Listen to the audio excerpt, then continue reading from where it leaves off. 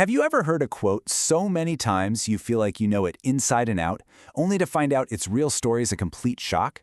It happens all the time, especially with really old texts. A few words travel across centuries, picking up all sorts of new meanings along the way. So today, we're going to dig into how that happens and why getting back to the original intent isn't just for academics. It's for anyone who really wants to get the true power of these words. Okay, so let's put that to the test. I am willing to bet you have seen these verses absolutely everywhere, on greeting cards, social media posts, you name it. But do we really know what they're all about? Let's see. All right, first up, this beautiful line from the book of Ruth. It is a classic at weddings, right? It's this incredible promise of loyalty and love between two people starting a life together. It's hard to imagine a more perfect vow. But was it actually a vow between a husband and wife? Yeah. Plot twist. This incredibly romantic-sounding pledge wasn't made to a spouse at all. It was spoken by Ruth, a widow, to her mother-in-law, Naomi.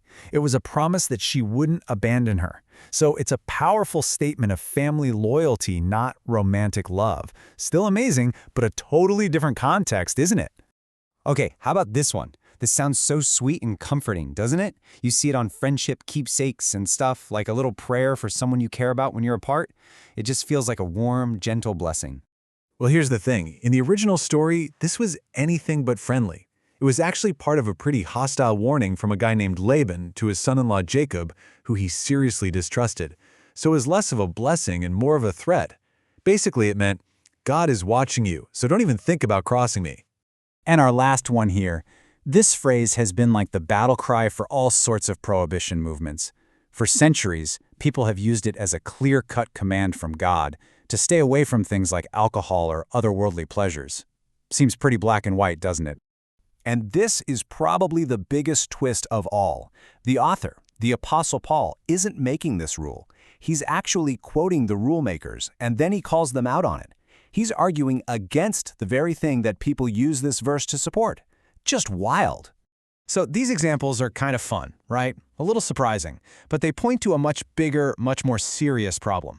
What happens when we totally disconnect words from their original setting and just let our imagination run wild? Well, things can get really messy really fast. Okay, think about it like this. Remember the story about water coming out of a rock? What does that water mean? Well, you could say it represents baptism, sure. Or maybe it's the water from Christ's side on the cross, or the water Peter walked on, or the crystal sea in heaven, or, hey, maybe it just gave someone the idea for the new fountain in the church lobby. You see how this works? Without an anchor, the meaning can become literally anything we want. The possibilities are endless, and not in a good way. And that leads to a pretty sobering conclusion. If a text can mean anything to anybody, then in the end, it means nothing at all. It just becomes a mirror for our own ideas, and its actual power just evaporates. So, if that's the danger, what's the solution? How do we avoid this interpretive chaos and get back to something solid? Well, thankfully, there is a disciplined approach, a method designed specifically to figure out what the original author was trying to say. It's called the grammatical historical method. I know, it sounds like something you'd hear in a stuffy college lecture, but the idea itself is actually pretty straightforward. Just think of it like a toolkit for a time-traveling detective. It helps us understand the writer's words by putting them back in their own world, looking at the grammar they used, the history they lived, and the culture that shaped everything they thought. This really breaks down the two different ways you can approach this. The whole goal of good interpretation is to discover what the author put into the text. The danger is when we impose our own imagination onto the text.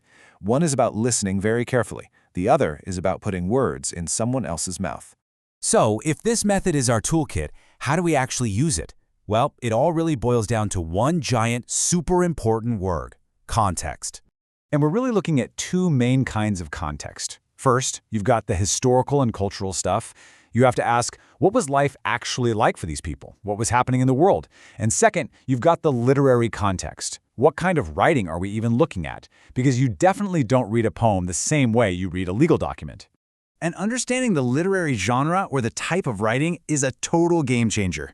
Just look at this table. If you read a proverb, which is basically a nugget of general wisdom, as if it's an ironclad promise from God, you're going to have a bad time. That's like reading a beautiful poem about the sunrise and then getting mad that it doesn't include the scientific data on nuclear fusion. Genre tells you the rules of the game. Let's stick with that Proverbs example for a second. There's a really famous one that says, "Train up a child in the way he should go. Even when he is old, he will not depart from it." Now, this is incredible, prescriptive advice, a wise principle for raising kids. What it's not is a predictive, 100% money-back guarantee. And confusing wise advice for an absolute promise can cause a whole lot of unnecessary pain and confusion when life, gets complicated. Okay, so after all this talk about history and grammar and literary genres, you might be thinking, what's the payoff here? Why does any of this ancient stuff actually matter for my life, right now? And that's a fair question. Let's look at this verse. It lays out a clear principle about selflessness. It tells us to look out for what other people need, not just ourselves. The core meaning there is pretty straightforward. But how do you do that? And this is where it all clicks. The interpretation of that verse, its core principle of selflessness, is fixed. That's the anchor. But the application, that can look like a million different things. It could mean volunteering in your community, or advocating for people who don't have a voice, or even just patiently listening to a friend who's having a tough day. The applications can change, but they all have to flow from that one, unchanging, original meaning. This is what keeps us from making mistakes, like turning a statement of loyalty to a mother-in-law into a wedding vow. So I'll leave you with this question to think about. Does digging for the original intent somehow limit a text, trapping it in the past? Or does it do the exact opposite? By grounding us in what was truly meant, does it actually unlock its real intended power for our lives today? Something to consider.